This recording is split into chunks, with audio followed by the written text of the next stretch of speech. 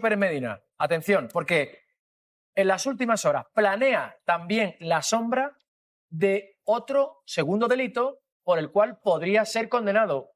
¿De qué delito hablamos? Bueno, pues hablamos del delito de infidelidad en la custodia de documentos, que incluyó una de las acusaciones, la de manos limpias, en su escrito de acusación. Centró en ese delito, además, su abogado Víctor Soriano, el informe de conclusiones definitivas que expuso en esa última jornada del juicio, y es una posibilidad que se abre, porque ¿qué tipifica exactamente este delito? Bueno, pues el hecho no de que el fiscal general del Estado hiciera la filtración, sino que no pusiera los medios necesarios para que un tercero accediera a esa información y se acabara finalmente divulgando. Es una posibilidad que no entrañaría pena de cárcel para Álvaro García Ortiz, sí de inhabilitación y de una multa. Es decir, para que lo entendamos, no hay pruebas contundentes que demuestren que él ha sido el filtrador, supongamos que es absuelto de este delito de revelación de secretos, pero le dicen, oiga, pero usted es el máximo responsable de que esa información no se filtre. Y como máximo responsable sería, previsiblemente, presuntamente, ya veremos, condenado por ese delito de infidelidad en la custodia de documentos. Pero yo me pregunto, si esto llega a producirse, si es condenado por ese delito, todo juez, todo fiscal responsable de una causa judicial que haya visto filtrado parte de su contenido, se me ocurren decenas, centenares de casos en los que hemos visto declaraciones, vídeos, transcripciones, mensajes. Todos esos fiscales, jueces, funcionarios también podrían ser condenados por este delito. La jurisprudencia que podría sentar, pues podría efectivamente llevar a eso, a que los responsables de cualquier filtración en cualquier empresa, en cualquier institución, pues fueran los máximos responsables, los jefes de las instituciones. ¿Qué pasa? Que eso sería asumir que la filtración se produjo desde el entorno más cercano de Álvaro García Ortiz, teniendo en cuenta que, como se ha expuesto en el juicio, había 500, 600 personas en diferentes ámbitos de la Fiscalía que podían acceder a la carpeta en la que estaba el expediente de González Amador, y que incluso Carlos Neira, el abogado del novio de Isabel Díaz Ayuso, reconoció que envió también ese correo a la Abogacía del Estado, con lo cual habría una vía alternativa, Abogacía del Estado-Gobierno, desde donde también podía haber partido la filtración. La realidad es que el último día de juicio escuchamos al abogado de Manos Limpias, una de las acusaciones, plantear y poner sobre la mesa este delito. Y la realidad, Campos, es que en las últimas horas, si uno lee la prensa conservadora, en algunos foros, yo también estoy escuchando esta posibilidad. ¿Tú cómo lo ves? Bueno, tal vez sea ante la dificultad de condenar por revelación de secretos, pues están buscando a lo mejor esta alternativa. Esa alternativa que expuso Manos Limpias, que también apuntó a la PIF en algún momento determinado, pero yo la veo bastante improbable, por lo que tú explicabas hace un momento, que efectivamente eso supondría que cualquiera en ese momento pues, sería el responsable último y cometería un delito si se produce cualquier filtración de un procedimiento judicial. Y bueno, para eso habría que probar también que otra persona que no haya sido el fiscal general ha filtrado ese documento y que está directamente relacionada con él. Y no hay ninguna prueba de otra, o no se ha buscado, o no se ha averiguado qué otra persona directamente relacionada con el fiscal general del Estado ha podido tener esos correos y ha realizado la filtración esa otra persona en lugar de él, ¿no? Bueno, me parece altamente improbable. Noelia Núñez, que se incorpora a la mesa. Buenas noches. Buenas noches. Ha seguido el juicio también. En el punto en el que estamos, visto para sentencia. Del correo a quien redacta la nota de prensa. Por tanto, también es un indicio de que él tenía en posesión ese correo. También es un indicio. Lo reclama también porque lo reclama y fíjate. También es un indicio el hecho de. Y tenía que haber sido lastra por el artículo 25 del Estatuto de la Fiscalía la que se lo enviara al fiscal general en una causa como esta y no esperar a que el fiscal general le reclamara esos correos, que está absolutamente legitimado para pedirlos. También es un indicio ese ansia del fiscal general del Estado por acceder y por ganar un relato en ese momento, por ganar un relato, por entrar en una batalla política que no es competencia del fiscal general del Estado en ningún caso ganar ningún relato. Yo creo que hay una serie de indicios, insisto, esto es mi opinión, y ahora serán los magistrados del Tribunal Supremo quienes tendrán que dictar sentencia y condenar o absolver al fiscal general del Estado. Zaida. Bueno, vamos con dos cosas. Primero, se condena con pruebas. Es cierto que con una acumulación de indicios se podría condenar, pero es que no existe ni siquiera el mínimo indicio. Aludir, por ejemplo, al borrado como un indicio cuando precisamente todos los jefes de ciberseguridad están diciendo que se borran los terminales, cuando una de las cosas que se achaca a lo mejor a autoridades públicas con el caso Pegasus es precisamente no borrar los terminales, que ahora se utilice el indicio de que ha borrado cuando además borraba de manera reiterada, me parece un poco bastante alarmante. Pero vamos a lo anterior, que es lo que hablábamos. Ese delito de infidelidad en la custodia... Tú sostienes que eso es imposible, lo de la infidelidad de la custodia. No es que lo sostenga yo, me lo han dicho precisamente quienes elaboraron, entre otras cosas, o fueron responsables de la elaboración de la Ley Orgánica de Protección de Datos y Derechos Digitales, junto con el Reglamento General de Protección de Datos. Para eso hay que hacer dos cuestiones. Primero, ¿quién es el responsable de la custodia de la documentación? Aludir directamente o decir que en una empresa o en un organismo el responsable es el superior jerárquico es una falacia. Y te lo pongo con un ejemplo, el mismo ejemplo que me han puesto a mí. Hay muchísimas empresas y hay muchísimas administraciones que lo que hacen es que permiten que la gestión del almacenamiento o de la administración de esos datos lo hagan terceras empresas. Por tanto, esa responsabilidad no cae sobre, por ejemplo, en una empresa el presidente de la empresa o el CEO de la empresa, o en este caso el jefe de la Fiscalía. Hay que establecer quién es el responsable de la custodia. Generalmente suele ser el responsable del tratamiento. Y el responsable del tratamiento no suele ser el fiscal general del Estado, ni siquiera los fiscales. Suele ser, lo hemos visto, que ha prestado además de declaración el delegado de protección de datos y otra serie de figuras en el que dice cómo y por qué se almacenan los datos, en qué formato se almacenan los datos y en qué dispositivos se almacenan los datos, porque el formato puede ser papel, el formato puede ser un disco duro, el formato puede ser un iPad. Esas personas que llevan a cabo el tratamiento de los datos y por tanto pueden asumir la custodia de esos datos pasarían en todo caso a lo que estamos diciendo, a la infidelidad de la custodia. Pero para eso hay que garantizar una de las siguientes fases, es que siendo ellos los responsables de la custodia, permitan que haya un tercero que acceda a esa custodia. Y eso hay que demostrarlo. La única manera en la que se le pudiera de alguna forma hacer el delito de infidelidad de custodia de documentación, en este caso de documentos, al fiscal general del Estado es que él hubiera facilitado directamente desde su terminal, desde el documento que a él le llegó, esa filtración, pero ya se ha garantizado que eso fue anterior. Segundo, ahora abro juego, pero para que la gente lo entienda y lo tenga claro, porque a lo mejor hay gente que no tiene esto meridianamente claro. Alfonso, son 7 magistrados los que componen este tribunal, 7 jueces, que ahora tienen que deliberar. Claro, entre ellos llegan a consenso, cada uno tiene su propia opinión. ¿Hay ascendencia de alguno sobre el otro que pueda hacer que uno cambie de criterio? Bueno, siempre hay efectivamente ascendencia de algunos por el peso que tienen en la sala de lo penal, por la trayectoria. Eso es evidente que pueden influir en algunos de sus compañeros. En principio son 5 magistrados conservadores y 2 progresistas, pero se da la circunstancia de que una de las progresistas, Susana Polo, es en principio la ponente de esa resolución. Claro, si ocurriera que se quedara en minoría, que su posición fuera minoritaria con respecto a la de sus compañeros de sala, pues tendría 2 opciones, o bien escribir la sentencia y un voto particular, lo cual no suele ser muy habitual, aunque se han dado algunos casos, o bien ceder esa ponencia, que sería lo más normal, a alguno de los magistrados de la mayoría. Ahora sí. Tú, ahora mismo, yo te pongo un ejemplo. Yo no digo el fiscal, que el fiscal tiene datos que son... ni somos capaces de conocer la sensibilidad que tienen esos datos. Pero tú, tus datos, tu teléfono ahora, si a ti te dicen que ese teléfono móvil con todos los datos, todas las conversaciones, con fuentes, cabe la posibilidad de que llegue y que se filtre, si es que se filtró, al día siguiente lo borras. Es que se filtró. Es que estamos olvidándonos Me da igual el argumento. Pero es que estamos olvidando que si se prueba tu inocencia... Pero ¿cómo va a probar tu inocencia? ¿Por qué va a probar tu inocencia algo que no tienes? Te estoy diciendo, Noelia, no te estoy diciendo que pruebe tu inocencia algo que no tienes. Estoy diciendo que existe... No, vamos a ver. Si yo no he tenido conversación... Mira, te voy a decir una cosa. Yo no he tenido conversación con el fiscal general porque no lo conozco, no tengo su teléfono.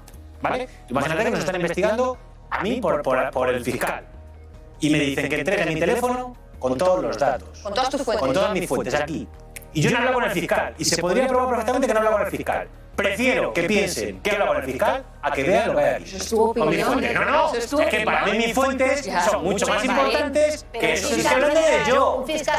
No un fiscal que tiene información sobre terrorismo, sobre personas, testigos protegidos. ¿Cómo que no sabemos lo que tiene? Pero si se ha filtrado. Se ha filtrado hasta su teléfono. teléfonos y su correo electrónico. Orden, silencio, silencio. Espera un segundo. Una frase de Campos y quiero plantear la mesa, que tengo más temas. Una exclusiva de Antonio Maestre, una frase corta de Campos. Venga, que puede haber información que afecte a los propios investigadores. Claro.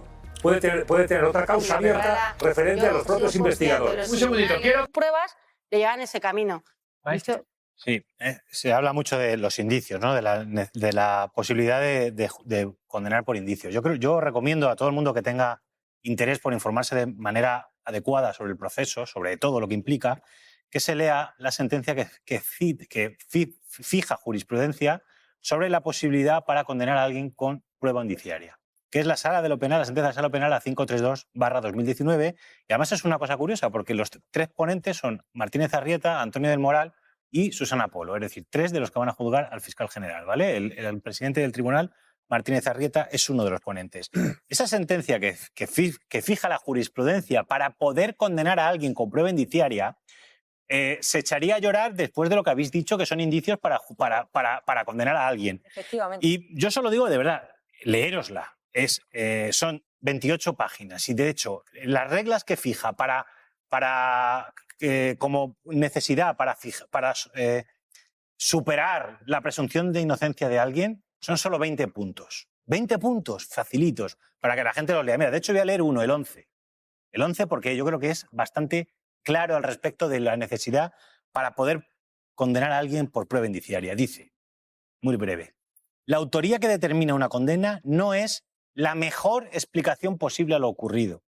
Que sea lógico no determina la condena, sino que la suma de los indicios que citan permita al tribunal que, de una forma racionada y explicativa, fijar que los hechos se produjeron de esa manera y no de cualquier otra, porque si no, no hubiera condena. Importante esto, que se produjeran de esa manera y no de cualquier otra. Si alguien asistiendo al juicio puede considerar que la única manera posible de filtrar el correo fue con la que los indicios levísimos apuntan al fiscal general y no de otra cualquiera, esto es importante, Es que no hay justicia. no de otra cualquiera, es que entendemos que la doctrina del Supremo... Déjame acabar, déjame acabar. Magistrados de los que están ahí, Déjame porque se lo acabar. saben, lo han Lo estoy hecho diciendo, son ellos, se lo 5. saben, claro, Son 5. fíjate. De los... Esta sentencia le fijaron 3 Claro. de los que están aquí, ¿vale? O sea, que se la tienen Andrés Martínez Arrieta, Bien. Antonio del Moral y Claro, Susana Polo. bien. Pero yo estoy hablando no para ellos tres, que yo probablemente será la sentencia, sino para lo que habéis dicho con los indicios. Y vuelvo a decirlo. No, Tienen que tienes fijarse, un montón de esos tres. tiene que fijarse Todo. que Y no si lo puede condenan haber también. dudas de que para condenar con prueba indiciaria tiene que haberse producido de esa manera y no de cualquier otra. Pero si lo condenan, si alguien, si yo voy a hacer, déjame acabar, que parece, joder, que con todo, fíjate, con todas las fuentes, os estoy fijando, fíjate la fuente, mayor fuente posible. Venga. Hablando de fuentes, que una sentencia de esos jueces no hay. No, por eso que cuando No esos hay, señores, no hay. si se pronuncian No hay. condenando, tendrás que darles esa validez. ¿Por qué? ¿Por qué? Hombre, ¿Por qué? Pero si te estoy diciendo lo que estoy diciendo que diciendo. saben ellos lo que ¿Por qué? dicen. La primera vez ¿Por qué? Hombre, Vamos a ver, vamos a ver. Pero sí, Sí, no, naturalmente, Pilar. Lo que dice, te lo voy a decir lo que dice, porque yo creo que es que no me has sido escuchado. Venga, Sí, pero Que la única manera para condenar con prueba indiciaria es que se fije de manera Hemos entendido, indubitada. maestre. No parece que no. Sí, Algunos sí, parece que la no. gente Sí, también yo creo y que sí, Pilar cuidado. también. Venga. Sí. que De manera indubitada, que la única manera por la que se ha producido el delito es de esa manera y no de cualquier otra. Un segundito. Si hay algo de lo que se ha visto en este juicio es que hay A mí no me lo cuentes, muchas probabilidades de que la filtración haya venido de múltiples maneras. A ver, un segundo. Porque hay testimonios, indicios. tus ojos. No, como mi hijo, no ha habido, Pero no ha si habido no seis tienes aquí a dos testimonios. personas. 6 testimonios de personas que han dicho que se le ha filtrado a una Yo lo persona. que quiero decir que lo importante no son nuestros ojos, son los No los ojos. O sea, ¿cómo que no? ¿Cómo que nuestros ojos? Eso lo podemos valorar. Los hechos perfectamente. Tendrá que desvirtuar para una condena, ante la falta de prueba directa, tendrá que desvirtuar el testimonio de 7 periodistas. Tendremos que esperar a ver. Tendrá que desvirtuarlo y a ver de qué forma lo hace. Condenan a favor o Porque en por un contra, si periodista- condenan por un indicios o periodista en como pruebas. tú, como Gaby, quiero Pilar, decir, como yo, quiero como decir Alfonso, que yo- o como Antonio, cuando vamos ante un tribunal, que no nos presentamos voluntarios, nos llevan Como cualquier testigo. yo no conozco de nada la fiscal general del Estado. Pero como Mi cualquier único testigo. patrimonio es mi palabra mi palabra, como cualquier testigo. mi currículum y mi carrera profesional. Y para nada, en absoluto, voy a mentir y voy a poner en riesgo mi carrera por defender a una persona a la que ni conozco. Independientemente de la profesión de cualquier testigo, cualquier testigo tiene la misma... Pero la falta de prueba directa... testimonio tiene la misma validez, no hay... No, pero lo que no entiendes es que está diciendo Miguel Ángel es que el tribunal tiene que probar que miente. para que no haya otra manera de filtrar el documento para que, según la doctrina del Supremo, pueda condenar al fiscal. Porque si no demuestra que él miente, está dejando abierto la posibilidad de defender a otra persona. Que diga yo a la mesa, ¿vale? Calma, 12:40. Es que, además, va al hilo de lo que dices. Es el tribunal el que tiene que demostrar la culpabilidad del acusado. O que Campos miente. Lo digo porque el abogado de González Amador, en sus conclusiones, vamos a escucharlo, Campos dijo esto. ¿Habló con don Álvaro García Ortiz de alguna forma? En ningún momento. ¿No le escribió ningún WhatsApp? En ningún momento. ¿Y no le llamó por WhatsApp? En ningún momento. En instrucción ocultó que a las 21:39 se había comunicado con don Álvaro García Ortiz. Ni Álvaro García Ortiz ni Miguel Ángel Campos han querido compartir con la Sala Segunda del Tribunal Supremo las comunicaciones de WhatsApp, Signal, Mail, las que quieran, que hubieran tenido entre ellos. Sobre todo las que no hubieran tenido. Pues si no es su fuente, no ha tenido comunicación, déjemelo ver. Claro, Campos, te están planteando que tú eres el que tiene que enseñar las conversaciones que no has tenido con el acusado para demostrar que lo que dices tú es verdad. El señor Rodríguez Ramos... Por cierto, está haciendo su trabajo el abogado también. Sí. Esto también yo lo entiendo perfectamente. Es un juicio y aquí el hombre está el haciendo señor su Rodríguez Ramos Ramos... bastante brillante, diría yo. Él está haciendo su trabajo, claro. El señor Rodríguez Ramos es un fulero. Ha tenido la oportunidad durante toda la fase de instrucción de solicitar esos WhatsApps a Miguel Ángel Campos. Incluso el mismo día del juicio oral, cuando me hizo la pregunta y yo le contestaba que en ningún momento me he comunicado, si me llega a decir en ese momento, ¿tendría usted la amabilidad o podría usted enseñarme su chat de WhatsApp con el fiscal? En ese momento lo podría haber enseñado. Yo me hubiera levantado, le hubiera pedido permiso al presidente del tribunal y le hubiera mostrado el canal de WhatsApp con el fiscal general del Estado. Yo hubiera visto que no hay ni un solo mensaje ni llamada de WhatsApp con el fiscal general del Estado en las fechas de las que estamos hablando. Ni uno solo. Luego dice además que ocultó Miguel Ángel Campos que se comunicó con el fiscal general del Estado. De nuevo manipula. Es falso. Consta solo una llamada de 4 segundos que se corresponde efectivamente con el salto del buzón de voz, como demuestra el SMS que salta directamente al móvil de Álvaro García Ortiz. No hubo ninguna comunicación. Hubo una llamada que sí, que efectué, porque estaba intentando hacer mi trabajo, contrastar una información y llamar a todas las partes involucradas, y llamé por teléfono, salta el buzón de voz y por eso consta una llamada de 4 segundos.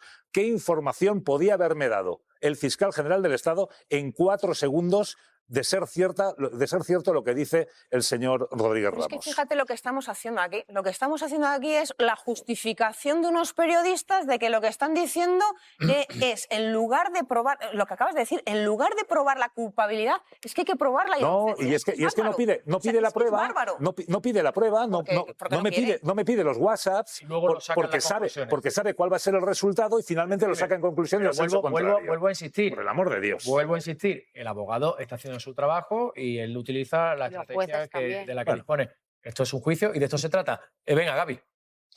Bueno, yo creo que llegados a este punto y a esta hora de la noche, me gustaría distinguir 3 cosas. Sospechas, pruebas e indicios. Yo tengo la sospecha de que la filtración del famoso correo, que es un delito de revelación de secretos, nace de la Fiscalía. No sé determinar de quién. No ha habido pruebas ni en la fase de instrucción ni en el juicio oral, una pistola humeante, vamos a decir así, que pueda decir ha sido Álvaro García Ortiz, que es la persona que se sienta en el banquillo acusada de haber sido el filtrador del asunto. Y en cuanto a los indicios, la redundancia de indicios de que hablaba, creo que era el teniente coronel Balas, claro, la redundancia de indicios es cierto que existe, pero existe en varios sentidos. Es decir, ha habido indicios que pueden hacer pensar que el fiscal general está detrás de la filtración, pero también hay indicios que te dicen, como ese correo de Pilar Julián Salto a 500 personas. Eso solo puede llevar a la absolución. El de Pilar Rodríguez Eso que Diego dices, Vilafañe. eso que dices, venga, estoy venga. de acuerdo, Gaby, Bueno. solo puede llevar a la absolución. Indubio pro reo. Entonces, Claro, es decir, solo. entonces voy a lo que acaba de decir Miguel Ángel. Que haber una mayoría clara, yo creo. Es lo que no sea una cosa... No solo se trata de mayoría, se trata de que sepan, en un lugar u otro tienen que justificarlo, y no justificarlo con papanaditas. Lo que acaba de decir, por ejemplo, ahora mismo Antonio, es que es matemático. O sea, señores, si había 600 posibilidades, no se sabe de quién puede ser la filtración. El documento lo tenía la Abogacía del Estado, el documento lo tenía el propio abogado, el documento lo tenían en la Fiscalía un montón de personas y tenían acceso a él.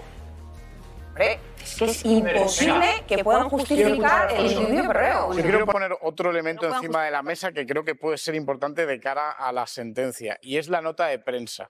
Efectivamente, la jurisprudencia del Tribunal Supremo dice que no se puede revelar lo ya revelado, con lo cual, evidentemente, cuando sale la nota de prensa en la mañana del 14 de marzo, varios medios de comunicación ya hemos contado el literal del correo electrónico. Pero hay un dato que puede ser importante y puede tener su repercusión, y esto no es opinión, es información, en esa sentencia, que esa nota de prensa incluye un textual del correo electrónico. Y esa nota de prensa la ha asumido en primera persona el fiscal general del Estado, con lo cual, bueno, de ahí se puede deducir que efectivamente había una intención de dar difusión a ese correo electrónico desde la nota de prensa de la Fiscalía.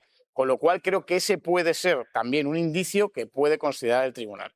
Cabanillas. Yo no soy experta en leyes, pero yo creo que si de algo queda claro también en este juicio es que el fiscal general no pasaba por allí, ¿no? Quiero decir, es una persona que ve una noticia, se lo toma como algo personal, tiene una intención de ganar el relato, eso lo dijo él, llama a otro fiscal para que le pase esa sentencia y es él mismo el que dicta ese email para elaborar una nota de prensa que también fue muy cuestionada, que ni siquiera quiso publicar la Fiscalía de Madrid, ¿no? Que hay ciertas resistencias internas.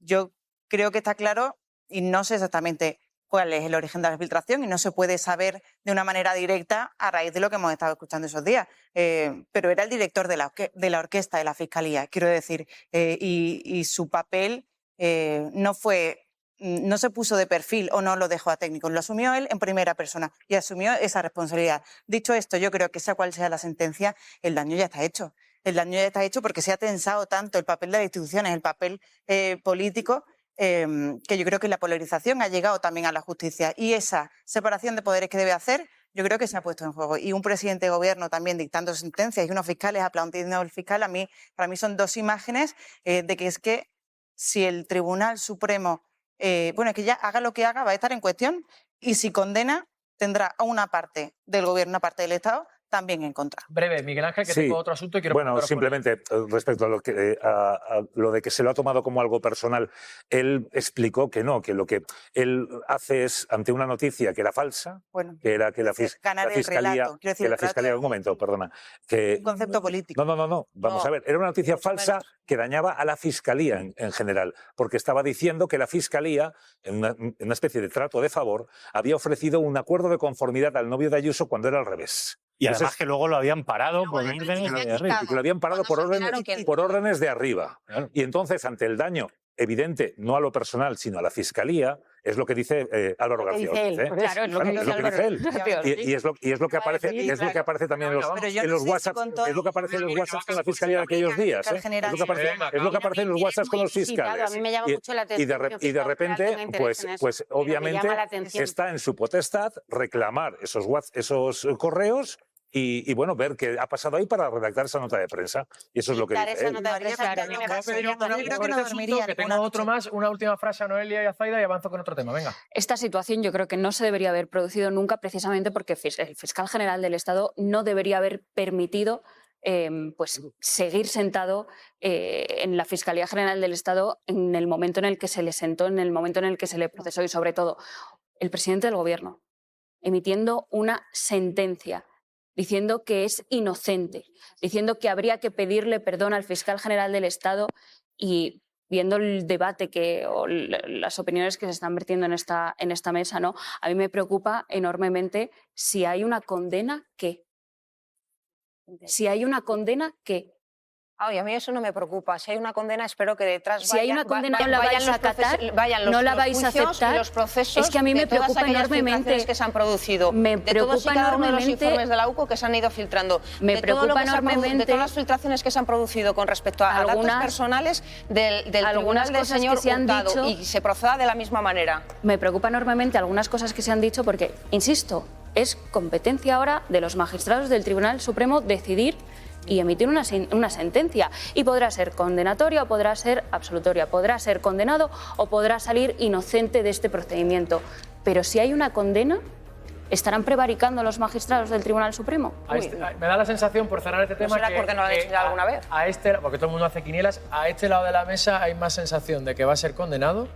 Yo no lo tengo claro tampoco. Y en este lado de la mesa, más de que va a ser absuelto. No, yo, cuidado. A ver, yo creo. Te digo lo que yo creo. Yo creo una cosa es lo que crees que debe pasar. Claro, yo digo, con lo que se ha visto, con la doctrina de la jurisprudencia, veo completamente imposible que se le condene. Pero no confío. Creo que le condenan. Pero si es que las sentencias están hechas, que da igual casi lo que te diga el tribunal, por una parte de la sociedad. No tenemos confianza en la justicia si no nos da la razón. Ya te lo digo yo. Si no nos da la razón en lo que pensamos, no hay confianza en la justicia.